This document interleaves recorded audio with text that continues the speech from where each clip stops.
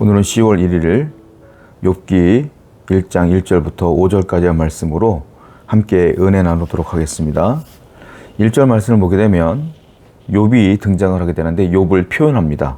우수 땅에 욥이라 불리는 사람이 있었는데 그 사람은 온전하고 정직하여 하나님을 경외하며 악에서 떠난 자더라.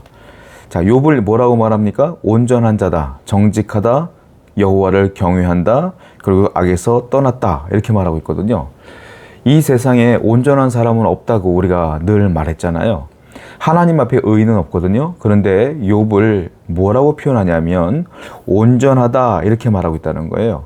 이 온전하다는 뜻은 무슨 말이냐면 욥이 죄가 하나도 없다는 뜻이 아니라 그 인격과 성품이 하나님의 기준으로 보았을 때 흠잡을 곳이 없을 정도이다 라는 뜻이에요. 그러니까 죄가 없는 것이 아니라 인격이 훌륭하다, 성품이 참 좋다, 이런 뜻으로 온전하다 라는 뜻이에요. 그러니까 욥은 어떤 사람이냐, 이렇게 온전한 사람이었고 정직한 사람이었고 특별히 하나님을 경외한 사람이었다, 그리고 더욱더 악에서 떠난 사람이었다라고 표현하고 있다는 거예요. 자, 우리는 참 이 세상을 살아가는데 죄 짓지 않고 살기 어려운 시대예요. 죄가 관영하고 죄가 죄인지도 모르고 많은 사람들은 그 죄를 지으며 살아가고 있어요. 자, 욥 때는 안 그랬을까요? 욥 때도 분명히 그랬을 거예요. 그런데 욥은 정직했고 여호와를 경외했고 온전했으며 그리고 악에서 떠난 사람이었다는 거죠. 우리도 마찬가지입니다. 이 세상을 살아가는데 악에서 떠나는 자, 그리고 온전한 자, 정직한 자, 여호와를 경외하는 자, 이러한 삶을 살아야 되지 않겠느냐라는 거예요.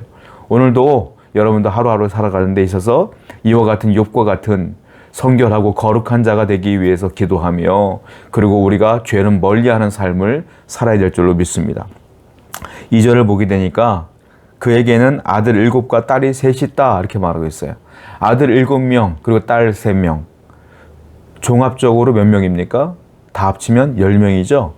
열은 10이라고 하는 숫자는 성경에서 온전수라고 그래서 완전하다는 뜻이에요. 이 말은 무슨 말이냐면 욥은 앞에 1절에서 말했던 것처럼 악에서 떠난 자였고 여호와를 경외한 자였기 때문에 하나님께서 그에게 복을 주시는데 어떤 복을 주시느냐? 온전하고도 완전한 복을 주셨다라는 뜻으로 이렇게 아들 7, 딸 3 이렇게 주신 거예요. 온전한 마음으로 하나님을 섬겼더니 하나님께서 그 복을 주셨다. 다른 말로 말하면 경건한 아버지였던 욥, 그리고 그 자녀들도 뒤에 성경을 보게 되면 상당히 경건합니다. 그리고 우애가 상당히 깊어요. 아들, 딸들이 싸우고 사이가 안 좋으면 부모가 얼마나 속상하겠어요? 그런데 욥의 자녀들은 너무너무 사이가 좋고 우애가 좋아요. 이 가정이 너무 평화로워요. 그러니까 무슨 말이에요? 경건한 아버지도 그리고 아들, 딸들이 평화롭고 우애가 좋고 그리고 다 경건한 것도 결국 누구의 은혜예요? 하나님의 은혜다. 왜 은혜를 받았을까요? 욥이 경건했기 때문에, 욥이 악에서 떠났기 때문에, 욥이 여호와를 경외했기 때문에, 온전했기 때문에, 정직했기 때문에 하나님은 그에게 은혜를 주셨다. 그 은혜가 뭡니까? 영적으로는 자녀들이 경건했고 그리고 서로 우애가 깊었다라는 겁니다. 이 모든 것들이 다 하나님의 은혜예요. 우리는 그래서 오늘도 하나님의 은혜를 구해야 될 줄로 믿습니다. 3절을 보면 욥이 얼마나 부자였는가가 표현되고 있어요. 3절을 보면 양이 7,000마리다 이렇게 표현했어요. 그의 소유물은 양이 7,000마리다. 양이 무엇입니까? 양은 고기예요. 고기. 즉 음식입니다. 그리고 양으로 뭘 하죠? 이 사람들은 양 가죽으로 옷을 해 입어요. 그러니까 양은 무엇입니까? 음식, 즉 내 먹고 사는 문제와 내가 입고 사는 문제를 양이 7,000마리나 되기 때문에 다 해결했어요. 엄청나게 부자인 거죠. 또 낙타가 3,000마리래요. 낙타는 어떤 동물일까요? 이 당시에 이동수단입니다. 그러니까 3,000마리나 돼요. 그러니까 이동수단도 해결됐어. 엄청나게 많은 낙타가 있었다. 또 소가 500결이에요. 자, 소는 무엇을 하죠? 땅을 갈아요. 그러니까 땅이 많았다, 넓었다 이거죠. 그러니까 농사도 짓고 양으로 고기도 먹고 또 옷도 해 입고 어디 갈 일 있으면 낙타 타고 가고 얼마나 평안하고 얼마나 윤택한 삶인지 모르겠어요. 또 암나귀가 500마리다. 암나귀는 뭐 합니까? 새끼를 낳죠. 500마리나 되는 암나귀가 새끼를 낳으니 얼마나 더 많은 나귀들이 생기겠습니까? 되게 부자인 거죠. 또 종도 많다. 종은 뭐 하는 사람이에요? 종은 이 모든 것들을 이루는 자들이에요. 땅도 갈고 또 동물도 키우고. 그러니까 욥은 굉장히 큰 부자였다. 그 명성이 어디까지 가느냐? 동방 사람 중에 가장 훌륭한 자라라고까지 그 명성이 널리 퍼졌다 이 말이죠. 자, 이 모든 복, 자녀의 복, 그리고 이 물질의 복, 다 복은 어떻게 온 거예요? 1절에 욥이 악에서 떠났기 때문에요. 여호와를 경외했기 때문에 그래요.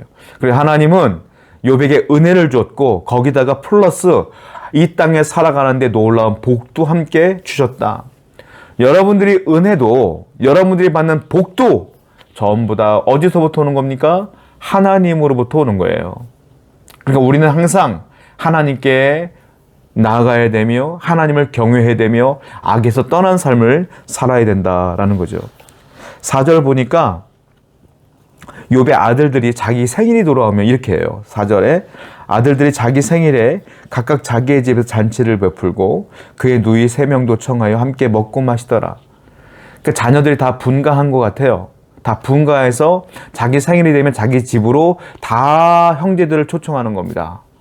누나들, 동생들 다 초청해요. 형 다 초청해요. 그러니까 자녀들이 얼마나 평화롭게, 얼마나 화평하게 사는지 몰라요. 욥은 부자였어요. 여러분, 오늘날 TV 뉴스를 보게 되면 부자인 집이 평화롭고 화평하기가, 화목하기가 쉽지가 않습니다, 사실은. 이 재물이라는 것이, 이 유산이라는 것이 정말 형제가 많을수록 이 나눠 갖는 게 쉽지가 않잖아요. 그러다 보니까 다툼도 있고 싸움도 있고 미움도 있고 그래요. 여러분 생각해 보십시오. 자녀가 10명인데 부부가 둘이 사랑하는 사이로 살아도요. 때때로 마음이 안 맞을 때가 있잖아요. 근데 내 자녀가 10명이나 돼. 그 자녀 10명, 사춘기 다 보냈을 거 아닙니까? 관계가 다 좋기가 쉽지가 않죠. 안 그렇습니까?